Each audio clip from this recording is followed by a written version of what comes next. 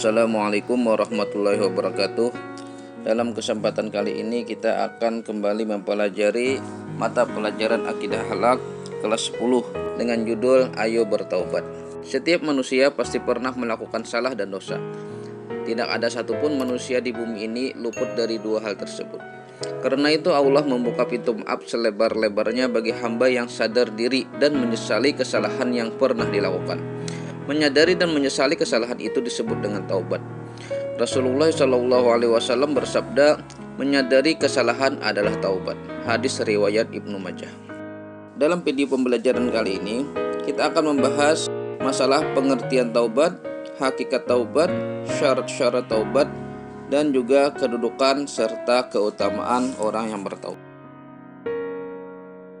Yang pertama, pengertian taubat. Secara bahasa, taubat berasal dari bahasa Arab tawwaba yang bermakna kembali.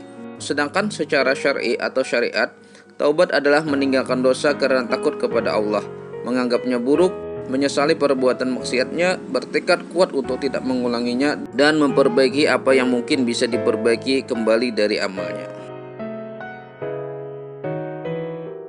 Hakikat taubat.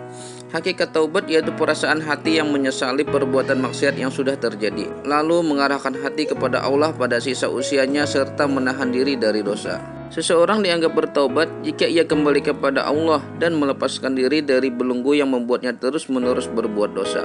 Berusaha terus melakukan hal tersebut agar rasa takut dan optimisme kepada Allah semakin menguat dalam hati.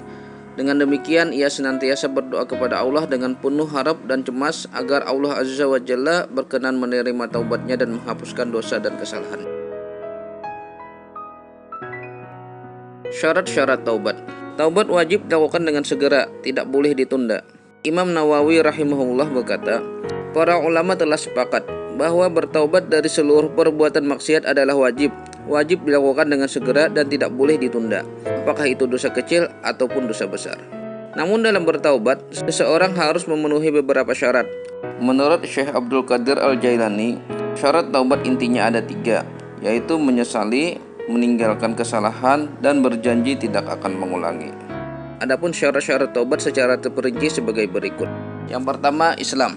Karena orang kafir tidak diampuni dosanya sebelum masuk Islam. Yang kedua, menyesali dosa-dosanya.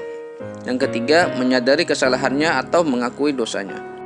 Yang keempat, ikhlas melakukannya bukan untuk tujuan ria atau kepentingan dunia. Yang kelima, memohon kepada Allah dengan memperbanyak membaca istighfar. Yang keenam, berjanji tidak akan mengulanginya. Yang ketujuh, menutupi kesalahan dengan perbuatan yang terpuji atau amal soleh. Yang kedelapan, masa taubat sebelum nafas di tenggorokan dan sebelum matahari terbit dari sebelah barat. Yang kesembilan, memperbanyak istighfar sebagaimana Rasulullah SAW tiap hari bertaubat dengan membaca istighfar 100 kali dan rajin salat taubat. Yang terakhir, jika perbuatan dosanya itu ada hubungannya dengan orang lain, maka di samping syarat-syarat tersebut di atas ditambah satu syarat lagi, yaitu harus ada pernyataan bebas dari hak kawan yang dirugikan. Jika berupa harta, maka dikembalikan hartanya. Jika berupa tuduhan, gibah, fitnah, mencaci, dan lain-lain, maka harus minta maaf. Kedudukan taubat. Bagi orang mukmin, taubat itu hukumnya wajib. Dalil Al-Quran dan As-Sunnah saling mendukung atas wajibnya melakukan taubat. Taubat yang sesungguhnya itu adalah taubat nasuha. Sebagaimana dikatakan oleh Ibnu Katsir, taubat yang tulus lagi mantap itu adalah taubat nasuha, taubat yang sungguh-sungguh, yang menghapuskan keburukan-keburukan sebelumnya dan mencegah keburukan-keburukan yang mendatang. Taubat nasuha adalah meninggalkan dosa sekarang dan menyesali dosa yang telah dilakukan serta tidak mengulangi lagi di masa mendatang.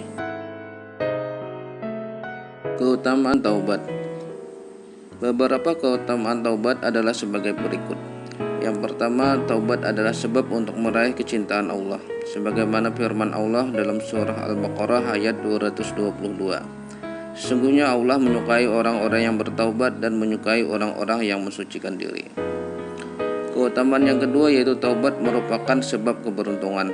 Firman Allah, dan bertaubatlah kamu sekalian kepada Allah, hai orang-orang yang beriman, supaya kamu beruntung.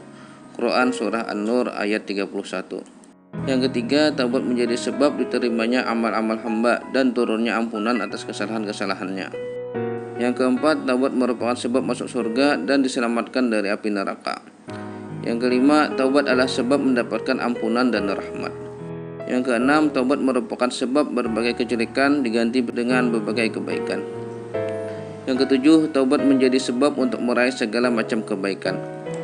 Yang kedelapan, taubat adalah untuk menggapai keimanan dan pahala yang besar. Yang kesembilan, taubat merupakan sebab turun barakah dari langit serta bertambahnya kekuatan. Kesembilan, menjadi sebab malaikat mendoakan orang-orang yang bertaubat. Yang kesepuluh, Allah akan menghapus dosa-dosanya seolah-olah tidak berdosa. Rasulullah SAW bersabda, orang-orang yang bertaubat dari dosa seolah-olah ia tidak berdosa.